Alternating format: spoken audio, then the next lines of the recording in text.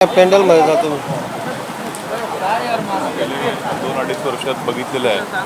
तर आम्हाला एक खरं अशा प्रकारच्या राजकारणाचा खरं खेळच त्या ठिकाणी येते. आम्ही आपले शरद पवार साहेबांचे आम्ही सर्व शिलेदार, मात्र आम्ही पवार साहेबांशी एकनिष्ठ आहोत आणि आजही पक्षाचा जो आदेश आहे त्या पद्धतीनेच आमचं मतदान सर्वांचं होणार आहे. पक्ष काँग्रेसबद्दल संशय व्यक्त केला जात आहे. मात्र ज्या पद्धतीने मतांची जुळवाजुळव खरं तर तुम्हाला जास्त दिसून येते, कारण की शेकापाला तुम्ही पाठिंबा दिलेला आहे. नाही, बरेचसे, आता मी नाव काय घेणार नाही, पण सत्ताधारी पक्षातले बरेचसे आमदार हे माझ्या माहितीप्रमाणे पुढचं भविष्य त्यांना दिसतंय आणि त्यामुळे बरेचशी मतं इकडे होतील असा माझा अंदाज आहे. बरेचशा जणांना हीच संधी आहे का की ह्या वेळेस जर त्यांनी मतदान केलं तरच त्यांना पुढे आहे एंट्री, अशी काय आहे का? पुढची एंट्री ही शेवटी साहेब ठरवतात, त्याच्यामध्ये काय हाच विषय नाही. पण मात्र असे त्यांच्या मनात असं असू शकतं. त्यामुळं निश्चितपणे जी आम्ही आपले 12 आमदार, आम्ही काय कुठल्या हॉटेलमध्ये नव्हतो काय, आम्ही सगळे मोकळे आहेत. पण मात्र सत्ताधाऱ्यांचे प्रत्येक आमदार, कोणी रेजिडेंटमध्ये आहे, कोणी ललितमध्ये आहे, ही वेळ सत्ताधाऱ्यांवरती यावी याच्यावरूनच खरं कळतं की काय.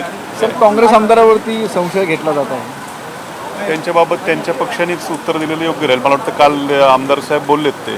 बरं, अजितदादा गटातले जे 2 दिले त्यातलाच एकाचा कोणाचं तरी गेम होईल असं म्हणायचं का? आता मी त्याच्या बाबतीत एवढं सांगू शकत नाही. मात्र सत्ताधाऱ्यांना काळजी आहे की त्यांचे आमदार फुटतील म्हणून सगळे बंदिवासात ठेवलेले आहेत आणि निश्चितपणे लॉजिक तसंच आहे. बंदिवासातला वास बाहेर आलाय का नेमका?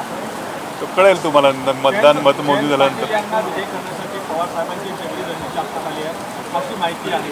त्यामध्ये अजित पवार गटांचे जवळपास 9 आमदार जयंत पाटील यांच्या संपर्कात आहे आणि शेवटी जयंत पाटील यांना विजय करण्यासाठी त्या 9 आमदारांचं मतं जयंत पाटील यांना मिळतील असं वाटतं. नाही, मी स्पेसिफिक काय बोलणार नाही, पण मात्र मी मगाशी सांगितल्याप्रमाणे सत्ताधारी आमदारांना भविष्याची काळजी आहे, त्यामुळे बरेच जण आमच्या संपर्कात आहेत.